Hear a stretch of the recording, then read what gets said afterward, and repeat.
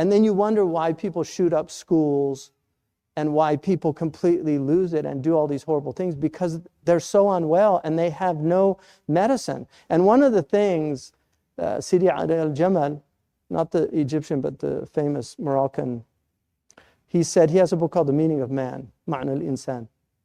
And he said in that book, and he actually, I think he took it from Ibn Ata'illah's Hikam, because in the Hikam of Ibn Ata'illah, he says that al-ibarat quds al-mustami'in, that words are the sustenance of the listeners. So he says in his book that words are to the soul what food is to the body. That the meaning that you live on is what nurtures your soul, just like the food that you eat nurtures your body. So if you're listening to garbage all day long, if you're listening to rap lyrics with foulness in it, if you're watching the news and all these horrors are unfolding before you, that's all ghidha, that's all nourishment for your soul. But like junk food will destroy your body, junk meaning will destroy your soul. And this is where we're at. People are really sick. And you wonder why. It's amazing we're doing as well as we are, to be honest with you. As far as I'm concerned, like I told people, people think the Muslims are violent. With what you have done to this community in the last 500 years, it's a miracle how peaceful the Muslims are. It's a miracle. Just study the history. What's happened in our lifetime? Just in our lifetime. Afghanistan, over 1 million dead. Iraq, over 1 million dead. Yemen, tens of thousands. Syria, tens of thousands. Libya, tens of thousands. This is just in our lifetime. Palestine, just in the last year. And then they wonder, like, why are they so upset? What's wrong with them? No, it's a miracle that because this book is what keeps people, you know, they just, one, the really intelligent and devout ones know we deserve a lot of this. As corrupt and as distant as we are from our tradition, much of this is purification. The Prophet said, "Ju'ila adhabu ummati fi dunyaha." The punishment of my ummah is in this world, it's not in the next world. And so that's part of it. And also we you know, I mean, there's so many things, but I'm convinced that the Muslims are far more peaceful than they're giving credit to our community.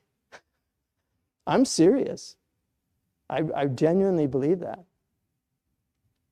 Because we're one out of every probably 4 or 5 people. I mean, now they're admitting that the population numbers are grossly under-exaggerated. And the idea that we're the second largest religion. I mean, Europe, if they're calling that a Christian, you know, Europe is Christian, they're empty. The churches are empty. Mosques are full. All over the Muslim world, mosques are full. So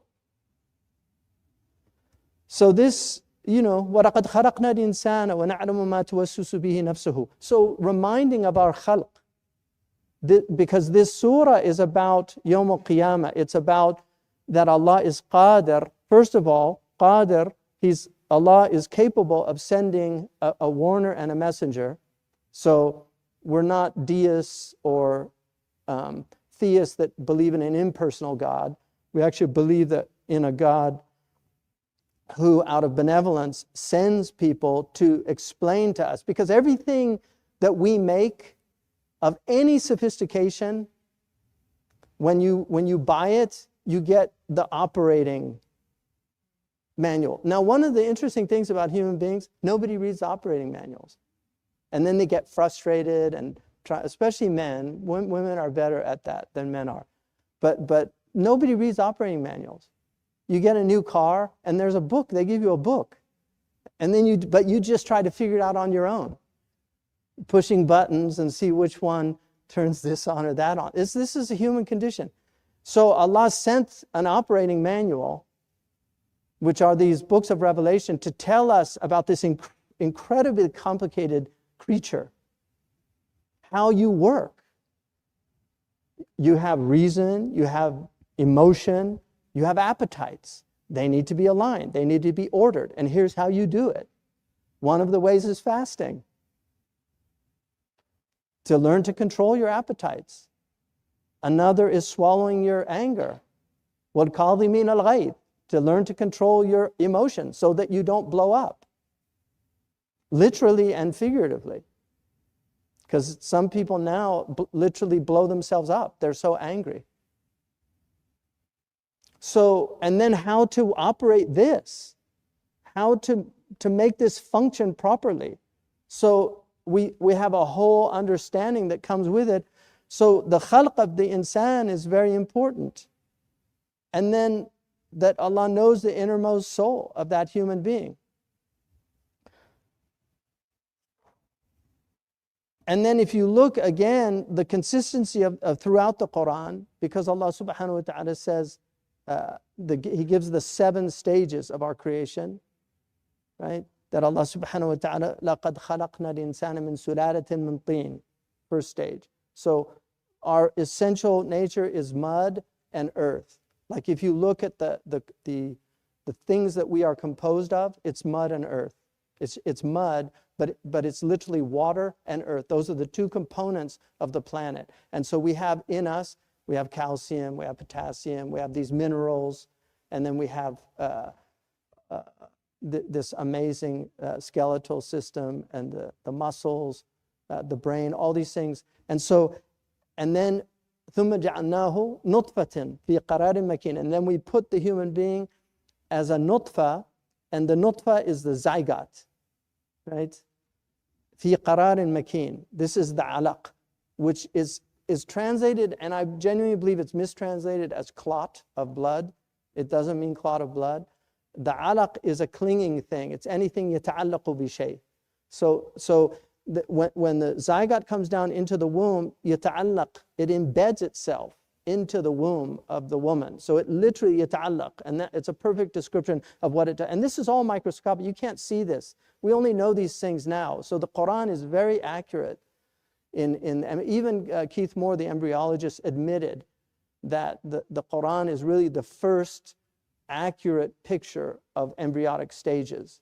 And there was no access to this at the Prophet ﷺ's time. They believed in the homunculus, that there was a miniature human that just grew. This was a common belief, different views. So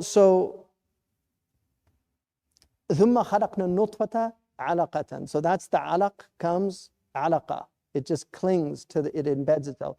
ثُمَّ خَلَقْنَا الْعَلَقَةَ مُضْغَةً. And then it looks like a mudgha is a chewed lump of flesh. And if you look at it at this stage, and this all occurs in the first 40 days, that hadith was clearly misunderstood anybody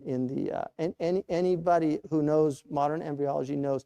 And there was a khilaf about the hadith, because there was an opinion that all happened in the first 40 days, even though it says thumma. But it's not 120 days, because it's way beyond that. Even by 42 days, you already have the fetus is developed, the beginning of the fetus, the embryo.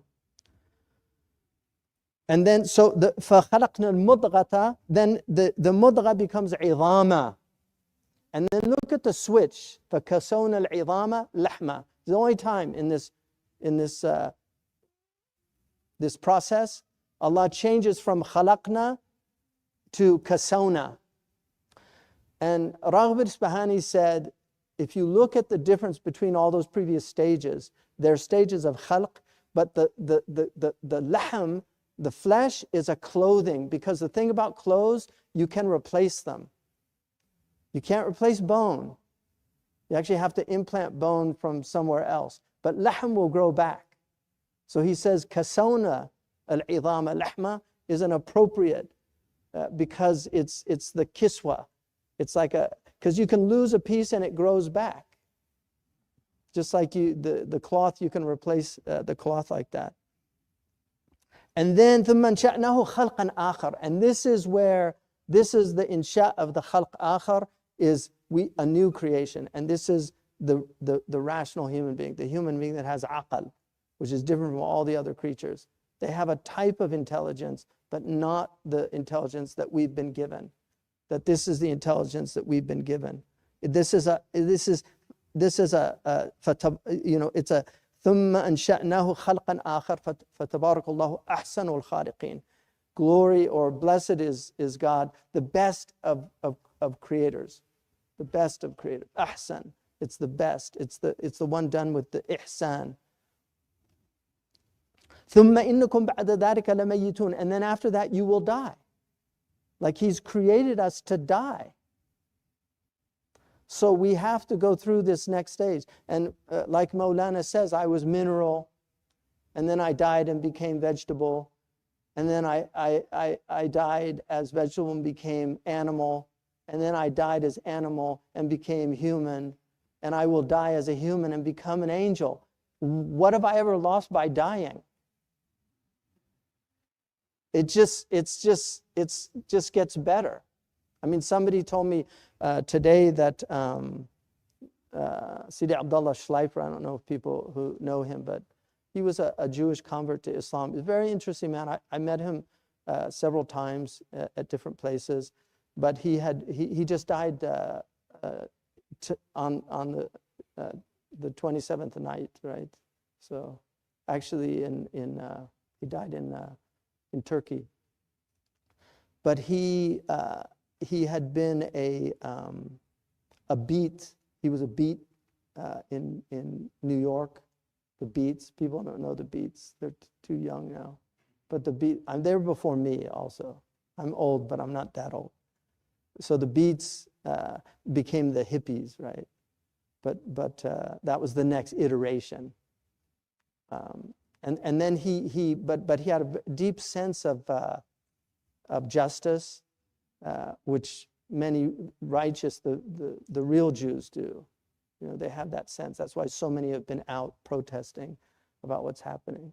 But he had a deep sense. So he went and joined Fidel Castro and fought with in Cuba. And he said he was an atheist. And so when they won there, he said, okay, where next? And he said, Palestine. So he went and joined the PLO. This is a true story. And then he actually became Muslim with the Palestinians, because not all of them were Marxists. There were, but he actually ended up becoming a Muslim. One of the things he told me, he said they were much more ethical than these so-called Islamists today, just in terms of what they would do. Yeah. But and then he ended up having a very interesting life, but. And this one of the amazing things about this religion is that all these different people find their place in it.